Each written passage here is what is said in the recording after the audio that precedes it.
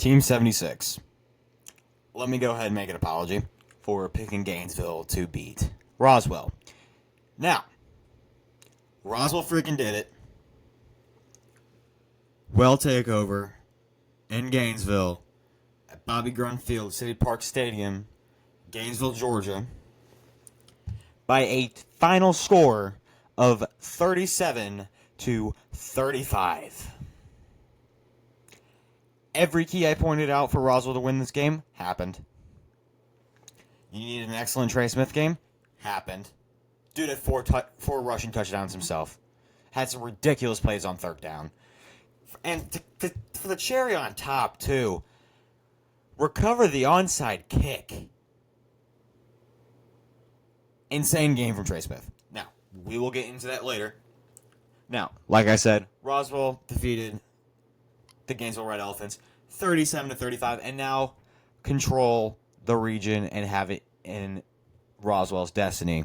They control their own destiny, as we like to say. Gainesville no longer has that, nor does Milton, because they lost that right when they lost to Gainesville earlier. Now, Roswell. Let's just, before we get into the nitty-gritty of all this, Roswell jumped 88 spots in Max Prep's national rankings from 131st to 43rd in the country. Coach Jonathan Thompson, or Coach JT. Heck yeah, dude. Heck freaking yeah. Defense might be the most underrated part of this team, and they've been insane all year. And we'll get into that later. Basically, what really sealed Roswell the game was their key defensive stops. Here, you needed... Okay, again, sorry, I'm hyped up. Like we said, if Roswell won, we're getting pumped. We're elated on the next on the Gainesville reaction episode. Well, Roswell won, and here we are. So, gotta take a deep breath. I'm too hopped up. Because it's Milton week, guys. Now, like I said, 43rd of the country per Max Preps. Number 3 in 5A behind Langston Hughes and Thomas County Central. Now, the number 8 team in the state, you've overtaken Gainesville and Milton at the moment. And now, the true vindication of this season, I mean, granted, beating Gainesville is insane. Beat Milton for the first time in almost a decade. And we'll get into that later. Not only we got this, we'll do a little preview at the end of this episode for Milton. But you get the full preview coming out here soon, later this week. And it's insane. It's state prime time, let's just say that. Because Peachtree TV will be there. Alright, now, breaking down this game, let's get into it. Roswell, like I said, 37-35. Very balanced overall. Made the plays when they needed to. Stepped up in the freaking moment. Gainesville's driving. In the third quarter. What do you need as they get out of half? Christian English, huge pick. You need a key rushing touchdown? Trey Smith's got you. You need a key field goal? Balance got you. You need a monster catch and be open all night long? Wills Campbell.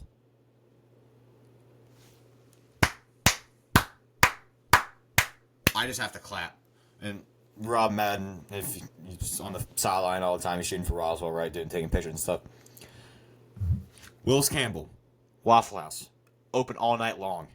That was Wills Campbell. Almost 100 yards receiving, huge catches on third down when Roswell really needed it most. For the Hornets, on 3rd and 7, third and basically 14 almost sometimes. It was beautiful. Trey Smith, dude, in the game where you needed it most, clutched the ever-loving blank up. Leadership, huge. And I can't stress this enough. And I think, looking back to last year, Trey Smith already a fantastic player. What he do? He made himself even better. His leadership has really taken over this year. And not that it wasn't there last year. He just took it to a whole new level. And has his team rolling. And I mean rolling with a emphatic R. A emphatic Roswell R. Now, what do we also point out? Nigel Newkirk will get his. Same with Lewis, excuse me. I don't know why I'm forgetting this name. Here. Yeah, they'll get theirs. Nigel Newkirk had a good game. He had a couple touchdowns, close to 100 yards, if not more than that, and passed over 1,000 rushing yards on the season. But when you needed it most, like I said, you stepped up. 2 key points I can think to this. Coming out of the second half, Christian English pick in the red zone. When you get to the 4th and 1 and goal, Gainesville's driving. You're up 30-28 after Gainesville had just previously scored, and they're driving again with about 5 to 6 minutes left on the game clock. Did they get inside the 5? You stop them. You stop them again. You stop them a third time to force 4th and 1 and goal. And you stone wall them on 4th and 1. I forget who. I think it was Ian Faust who made the tackle. Forgive my memory if it's not Ian. You stone them. Now, granted, you're now positioned inside the 1, right? It's only 30-28. One bad move and you end up in a safety. You proceed to drive 99 yards in a gotta have it, put the game away situation. This is what championship caliber teams do. What region championship caliber teams do. This is what state championship caliber teams do. When you have the chance to go for the brass ring, you go out and grab it. Roswell did that time and time again when they needed to. I can point to this. So let's just continue talking here about this 99-yard drive. Converted on the key third downs multiple times, 3rd and 7. Wills Campbell came up clutch, and even Drake Kuzi. You were able to lean on the run game in the second half that Gainesville had kind of stopped in the first half because you can't really play sideline to sideline against Gainesville. You're running down your throat. Nick Peel, excellent second half. Trey Smith, oh my God, huge. I can't say it enough. The dude is best dual threat quarterback in the state, best quarterback in the state in my opinion. I mean, I don't care if I'm wearing rose-colored glasses or go to Roswell as a junior. Best quarterback in the state. You can't come to me with a better clutch quarterback when you gotta have it. So, again, going to that drive, key third down pickups, and that was pretty much all night long, and that was the start for the Hornets and how they've been able to stay in this game, or sustain this game, right? Gainesville, when they got their big chunk plays, they hit on them. You can point to Philip Ryan, I believe, number 2 for Gainesville. So I'm just looking right here. Yeah, Philip Williams, or 2. Philip Williams. Philip Williams was always fine open. He was always open for Kareem Hewley for Gainesville. And they did punch you in the mouth. Roswell got back up. Resilience here was the reason for Roswell taking down the Red Elephants. Plain and simple. Coach Thompson, after the game, play the next play. Can't think of a better message to give the team. You really can't. Amazing throughout all night long. Key moments, really. Huge. Defense stepped up. When bend don't break, right? But when it get to nut crunching time, stepped up massively for the Hornets here. You don't want to talk about, man, just the way this team came back in that second half after being down by 6. Granted, it was kind of just back and forth throughout the game. I mean, that's typically how Roswell and Gainesville works, right? Go back to the 2022 state semifinal game, back and forth. Go to last year, 48-45 at Ray Manis, last 2 games of the regular season. Roswell won, back and forth. Literally came down to the last play.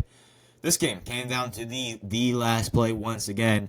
Now, throughout the game, Roswell was able to kind of just hold Gainesville at arm's length a little bit. Once Gainesville got the second, there'll be time that. I think there's 3 separate times in this game when Roswell was up 9. And granted, this is why that 99-yard touchdown drive was so huge. Again, you're only up by 2. There's still 6 minutes left in this game. At any point, if you get stopped, this is not really looking great. Ideally, you could just run down the clock and draw Ballant out there and make Gainesville have to score a touchdown. But they proved all night they can get their explosives when they need it. You were able to drain down the clock to about, I believe, around like 2 minutes, maybe 2 minutes, 30 seconds. But the dagger on that was just, all right, I'm open. Trey Smith goes and makes another crazy rushing touchdown play. Gotta have it, Drake Cousy. Got it. Gotta have it, Wills Campbell. You got it. You got it all night long when you really needed it. And I think that's ultimately what this game came down to is Roswell with stones. Just stone Gainesville whenever they needed to.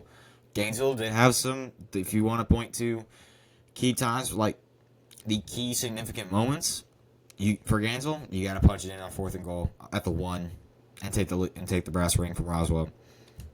You can't turn it over in the red zone, and that ultimately leads to another Roswell touchdown.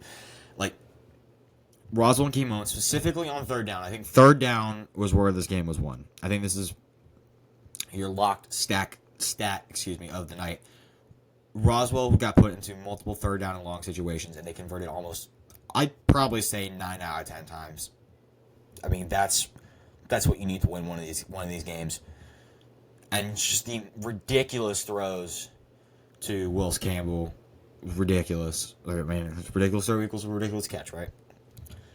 Drake Cousy, like, just the way these guys were able to find ways to get open and make plays. You hit Drake Cousy, who's basically wide open on a 3rd and, I think, like 3rd and 8 or 3rd and 7, and he runs almost all the way to the end zone. Now, there was a scare where Trey did land on his foot wrong, and just luckily it was just a cramp. Everyone held their breath, which is, yeah, if Trey went down, it would not have been good. But nonetheless, you defeat Gainesville in Gainesville. You kept pace all night long. You punched back when they punched you. If anything, you punched back even harder, if we're being honest.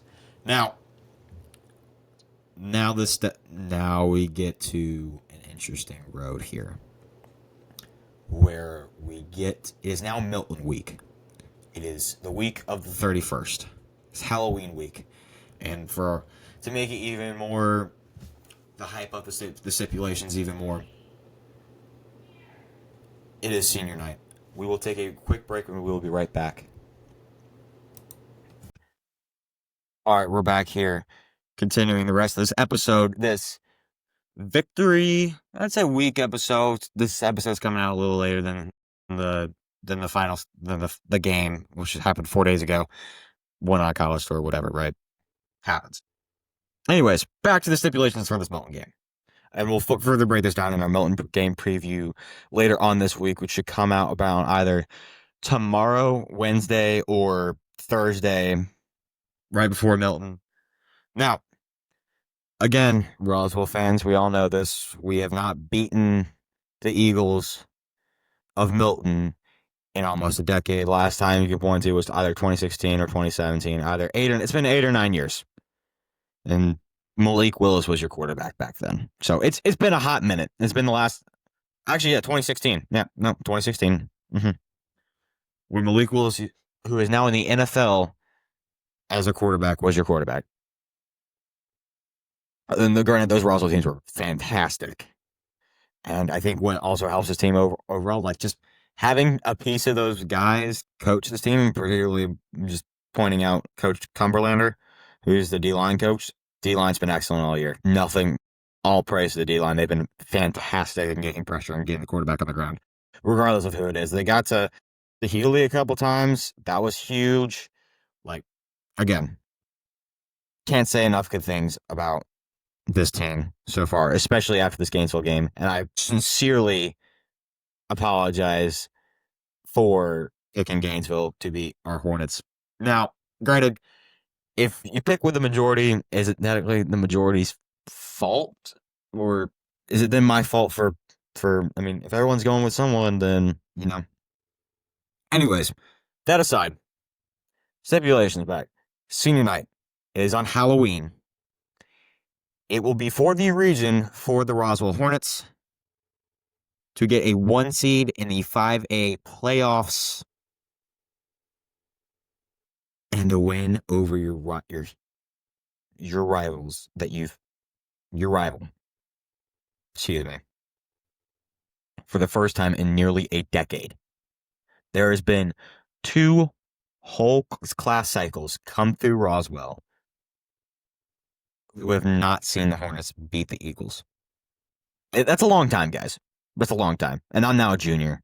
So, and I basically how the Gainesville game played out, and even then before the games against Linear, and taking care of business and shutting out and destroying teams in the rest of your region has genuinely gave me the sentiment that Roswell will do it. They will beat Milton, but we'll get into that later on the next episode. Now, again, like I said, for first place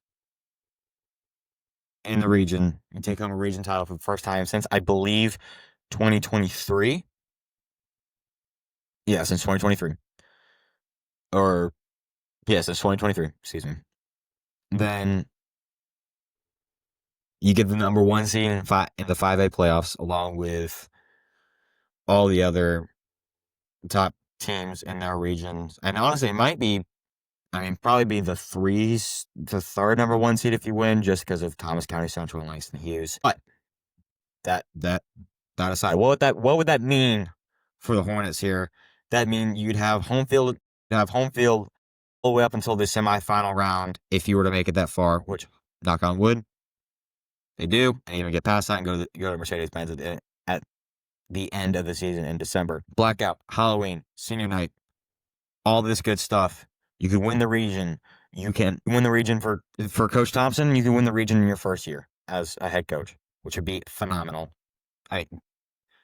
Really great coaching staff he's put together, and him himself has been simply amazing for putting up points. And the way this defense, I think the key thing for this year has been the defense and how just across statewide, just how underrated they've been at just getting stops when they need to and taking the ball away and giving it back in the hands of Trey Smith and the rest of the playmakers here on offense. That's basically been the underrated, if not maybe the unsung hero of this year for the Hornets. Now, also, it will be on state prime time, effectively. This will be on Peachtree TV, which is the Atlanta News First station. They will be there at Ray Manis. Kickoff's at 8. So, to not get into too much here, and we'll get into the tiebreaker in the next video of what could possibly happen, because I do have actually information on how this would work if hypothetically Milton were to beat Roswell. We are going to wrap the show up here.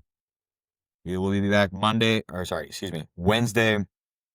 Thursday for our Milton preview for the end of the regular season for our Roswell Hornets. Students, this is a blackout. Wear black. Seniors, wear black and camo. Show out. And let's go beat Milton. For John Schneider here at Inside the Nest, thank you for tuning in. If you like the show, tell your friends and family. So long, everyone.